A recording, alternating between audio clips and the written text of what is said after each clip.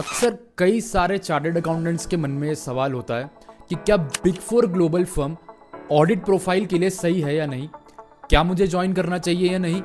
ऐसे कई सारे सवाल दिमाग में होते हैं। सो आज की इस वीडियो में हम big four global firm for chartered accountants in audit profile पर डिस्कशन करने वाले हैं। एंड इस वीडियो के थ्रू मेरी कोशिश यही रहेगी कि मैं आपके मेजर ऑफ द सवाल को एड्रेस कर पाऊं so that you reach to a conclusion। Big four global firm for audit profile के प्रोज एंड कॉन्स इस वीडियो में मैं आपके साथ क्यों डिस्कस कर पा रहा हूँ इज बिकॉज कि मैं भी एक चार्टर्ड अकाउंटेंट हूँ एंड सीए क्लियर करने के बाद इनिशियली 6 महीने मैंने भी एक बिग फोर ग्लोबल फर्म के साथ काम किया है। एंड आज की इस वीडियो में मैं अपने उसी एक्सपीरियंस को आपके साथ शेयर करने वाला हूँ। एंड साथ ही जितने भी मेरे दोस्त वहाँ काम करते थे या हैं, मैंने उनके भी कॉमन पॉइंट्स इस वीडियो के अंदर आपके साथ डिस्कस किए हैं। तो वीडियो के एंड तक किसी भी तरह अगर आपको लगे कि this video has helped you to reach some point of conclusion तो चैनल को सब्सक्राइब जरूर करिएगा। And now without wasting much of your time let's start the discussion.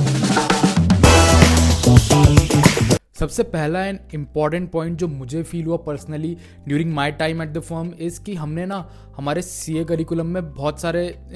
चीज़ें पढ़ी होती है, बहुत सारी डाइवर्स सब्जेक्ट्स पढ़े होते हैं जैसे कि income tax, GST, accounting standards and कई सारे लेबर लॉज एक्सेट्रा हमने पढ़े होते हैं। एंड इन ग्लोबल फर्म्स में ये सारी जो भी नॉलेज हमने हमारे सीए करिकुलम में गेन की होती है, इनका प्रैक्टिकल एक्सपोजर बहुत ही ज़्यादा मिनिमम होता है या नेग्लिजिबल होता है बिकॉज वहाँ पर ओवरसीज़ ये सारे लॉज एप्लीकेबल ही नहीं होते हैं। तो ग्लोबल बिग फोर फर्म्स में ये बहुत ही ज़्यादा ये जो काम हम करते हैं डे टू डे लाइफ में ये बहुत ही ज़्यादा अनरिलेटेबल लगता है बिकॉज ये सारे सब्जेक्ट्स का नॉलेज हमें अप्लाई करने को लिए नहीं मिलता है। यूजुअली जो big four global audit firms होती हैं वो वहाँ की जो ओवरसीज़ वाली जो बिग फोर फर्म्स होती हैं वो जो इंडिया में अभी ग्लोबल एज ए ग्लोबल काम करती है उनका एक एक्सटेंडेड वर्जन होती है। तो यहाँ पर यूजुअली ऑडिट का जो एक प्रोसीजरल पार्ट ही होता है एंड जो भी हमने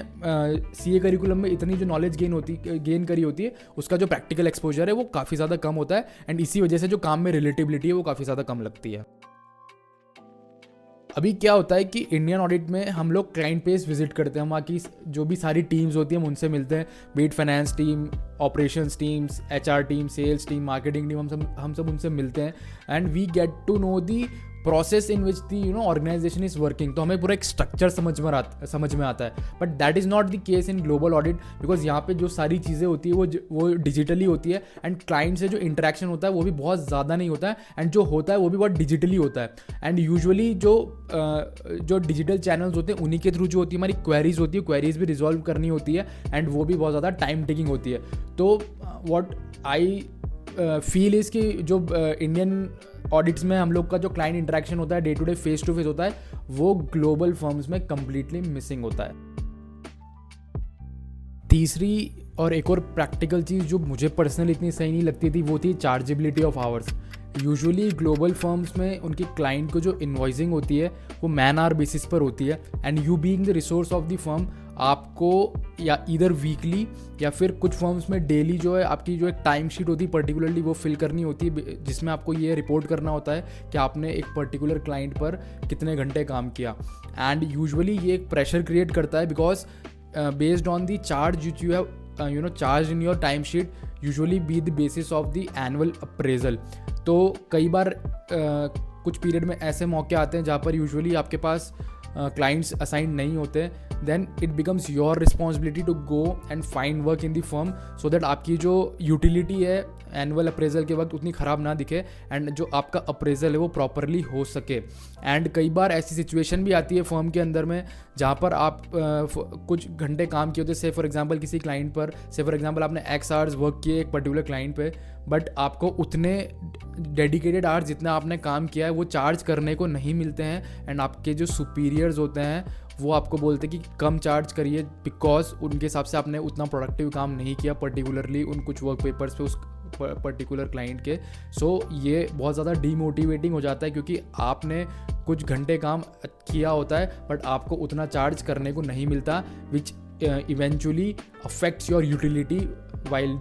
ड्यूरिंग द एनुअल अप्रेजल। तो ये बहुत ही ज़्यादा एक मुझे डीमोटिवेटिंग फैक्टर लगता था एंड ये काफ़ी ज़्यादा मुझे पर्सनली बहुत ज़्यादा इससे परेशानी होती थी। तो अभी हमने कई सारे कॉन्स जो हैं वो ग्लोबल बिग फोर फर्म को ज्वाइन करने के लिए डिस्कस किए हैं। ऐसा नहीं कि केवल कॉन्स ही हैं, कुछ प्रोज भी होते हैं बिग 4 ग्लोबल फर्म्स को ज्वाइन करने के लिए, एंड अभी आगे इस वीडियो में हम वही डिस्कस करने वाले हैं। सबसे पहला जो एक प्रो है वो ग्लोबल ऑडिट फर्म को ज्वाइन करने का, वो होता है कि जो एवरेज सैलरी, जो इनिशियल एक एवरेज पे चेक होता है, वो यूजुअली जो एवरेज जो फर्म्स जो ऑफर कर रही होती है other than these big 4 global firms, वो थोड़ा ज़्यादा होता है। सो अगर आप एक इस तरीके के इंसान है जिन्हें जो भी पॉइंट्स मैंने आपको बताएं वो आपके लिए इतना फ़र्क नहीं पड़ता है, एंड यूजुअली आपकी एक ऐसी थिंकिंग है कि मैं चार्टर्ड अकाउंटेंट बन गया हूँ तो मुझे एक अच्छा पैसा कमाना है एंड मेरे लिए दूसरी चीज़ें ज़्यादा इतनी मायने नहीं रखती है, than this is a complete go for such kind of people. क्योंकि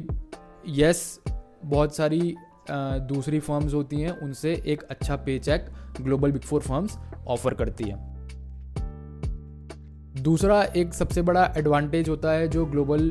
फर्म को ज्वाइन करने का होता है, वो होता है कि वर्क लाइफ बैलेंस। यूजुअली जो ग्लोबल फर्म्स में जो एक सीज़न, ऑडिट सीज़न जिसको बोलते हैं, वो यूजुअली जनवरी से लेकर मिड अप्रैल तक रहता है, क्योंकि जो यूएस में इनका जो अकाउंटिंग पीरियड होता है वो दिसंबर तक एंड हो जाता है एंड जनवरी से फिर एनुअल ऑडिट किक स्टार्ट होता है। तो other than the period from January to mid April usually 7-8 hours की वर्किंग रहती है as compared to the Indian audits, क्योंकि इंडियन ऑडिट में जो लिमिटेड रिव्यू जैसी चीज़ें होती है जो पूरे साल भर लगातार चलती रहती है, इसलिए वहाँ पे ज़्यादा एक्सटेंडेड आवर्स रहते हैं। यूजुअली वहाँ पे पूरा साल ही बहुत ज़्यादा एक्सटेंडेड आवर्स की वर्किंग होती है, which is not in the case of global firms. तो येस, आईड से कि as compared to Indian big 4, global big 4 में जो वर्क लाइफ बैलेंस है वो थोड़ा ज़्यादा होता है।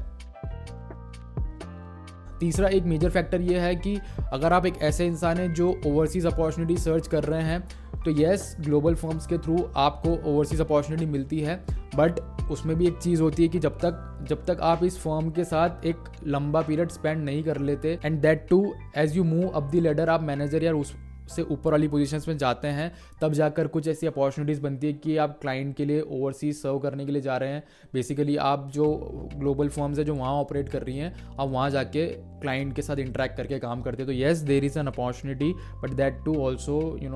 एक डिसेंट पीरियड स्पेंड करने के बाद आपको वो अपॉर्चुनिटी मिल सकती है। तो ये थे कुछ मेजर प्रोज एंड कॉन्स जो कि हमने डिस्कस किए इस वीडियो के अंदर, जो आप एक बिग 4 ग्लोबल फर्म के साथ ज्वाइन करेंगे तो आपको देखने के लिए मिलेंगे। और भी कई सारे मेजर फैक्टर्स हो सकते हैं based on the personal experiences, but मुझे ऐसा लगता है कि कुछ ये मेजर ऐसे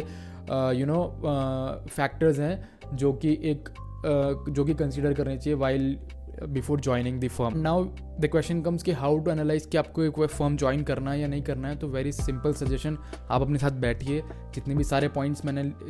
मेंशन किए हैं इस वीडियो के अंदर वो जॉट डाउन करिए एंड उसके बेसिस पर एनालाइज करिए कि आप आज से 3 से 5 साल में अपने आप को कहाँ देखते हैं, एंड फिर उसके बेसिस पर ये डिसीजन लीजिए। ये सारे पॉइंट्स मैंने वो आपके साथ शेयर करने के लिए कोशिश करी जो कि इनसाइट्स है, जो कि शायद कोई एचआर या फिर कोई सीनियर पर्सन आपको नहीं बताएगा, आपका सीनियर नहीं बताएगा, तो उसके बेसिस पर अपना डिसीजन लीजिएगा।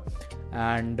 ऐसा जैसा कि मैंने वीडियो के शुरू में मेंशन किया था कि किसी भी तरीके से अगर इस वीडियो ने आपको मदद करी है इस डिसीजन को लेने में, कोई से भी कंक्लूजन पर रीच करने के लिए, तो चैनल को सब्सक्राइब ज़रूर करिए, वीडियो को लाइक करिए एंड अपने उस फ्रेंड के साथ शेयर करिए जो कि अभी सोच रहा है ग्लोबल फर्म ज्वाइन करने के लिए। आज की वीडियो में इतना ही। Thank you so much. हर हर महादेव।